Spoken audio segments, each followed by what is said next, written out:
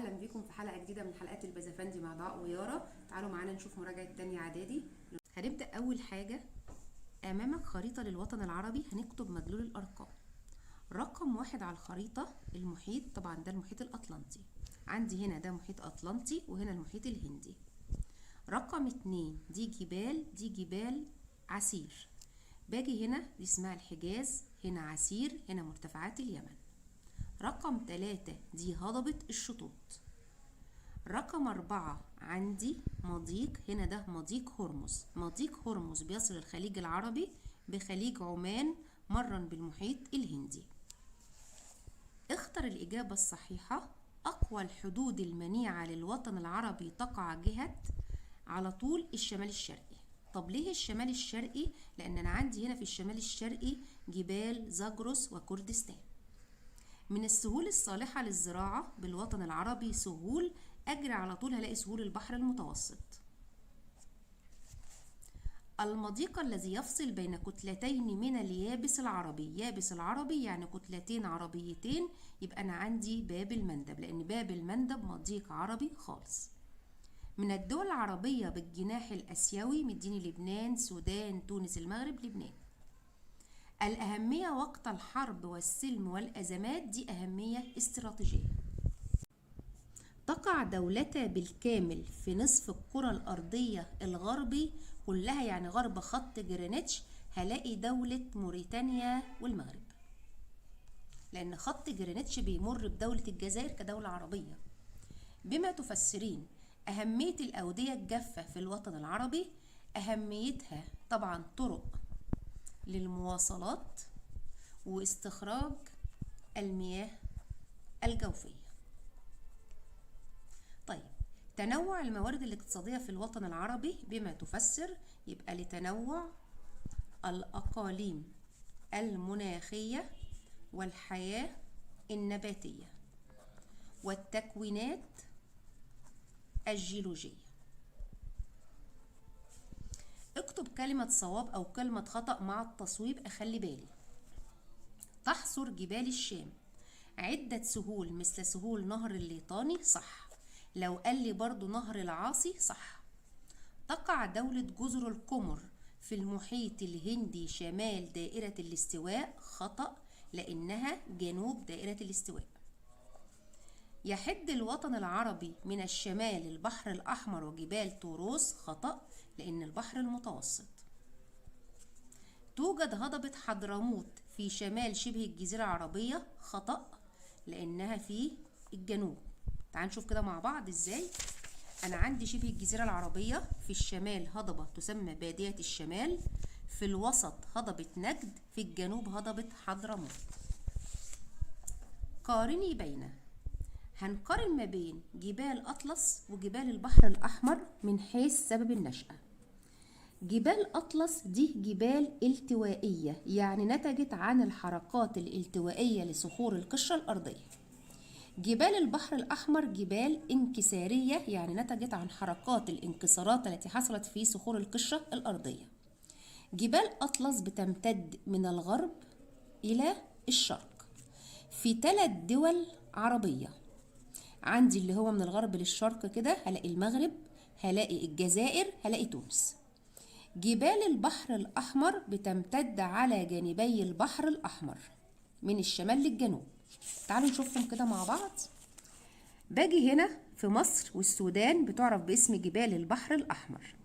عندي في شبه الجزيرة العربية اللي هي السعودية بتعرف باسم جبال الحجاز، ثم عسير، ثم مرتفعات اليمن. اختر الإجابة الصحيحة. احتلت دولة الروم بعض البلاد قبل الإسلام مثل مصر، لأن أنا كان عندي قبل الإسلام الروم والفرس أكبر دولتين بيحتلوا العالم. عندي الروم احتلت مصر، وعندي الفرس احتلت العراق.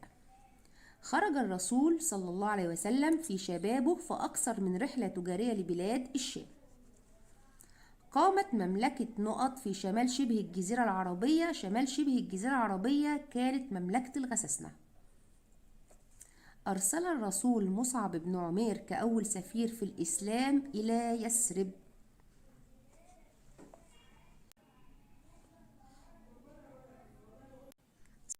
أمامك خريطة للوطن العربي، اكتب ما تدل عليه الأرقام. رقم 1 ده مضيق هرمز. 2 جبال أطلس. 3 دولة السعودية. طيب أمال دي دولة إيه؟ دي تونس. طب في هنا جبال ما ننساهاش يا جماعة، اسمها جبال عمان. 4 إقليم مناخي، دي موريتانيا جنوبها يبقى مداري. ما المقصود بكل من حركات انكسارية؟ هي عبارة عن حركات حصلت في باطن الأرض. الحركات الانكسارية بينتج عنها جبال.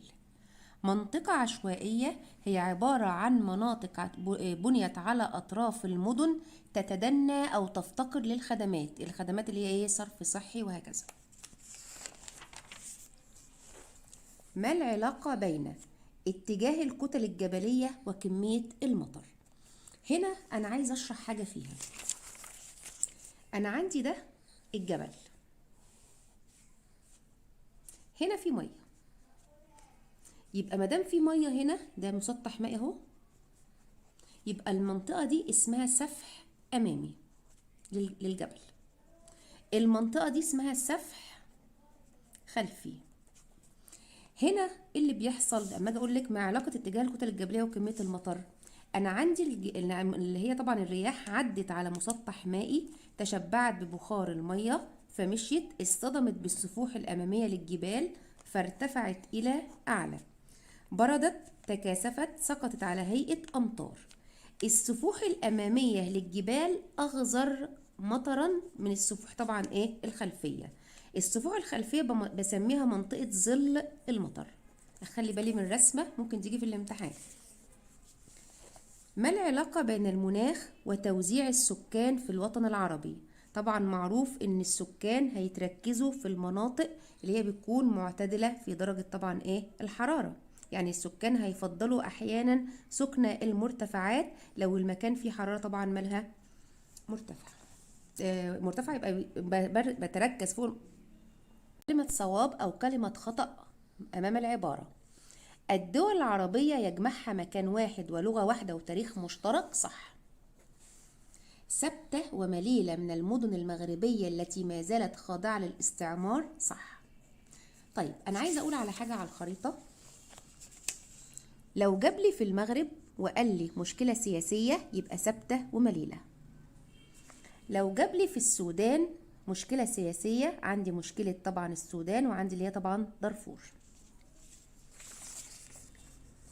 تتميز المناطق القارية باعتدال مناخها، خطأ، لأن المناخ القاري بيتميز ارتفاع شديد في درجة الحرارة يا انخفاض شديد في درجة الحرارة، إنما اللي بتتميز باعتدال المناخ دي المناطق الساحلية.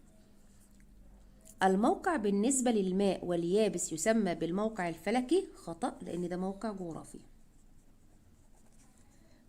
تقدم الرعاية الطبية للأطفال أدى إلى انخفاض معدل الوفيات، صح. زادت نسبة الملتحقين بالتعليم قبل الجامعي في الوطن العربي، العبارة صحيحة. بما تفسر الأهمية الحضارية للوطن العربي، طبعا لقيام الحضارات على أرضه. عندي الحضارة الفرعونية في مصر، وعندي بلاد الرافدين في العراق، وعندي حضارات اليمن.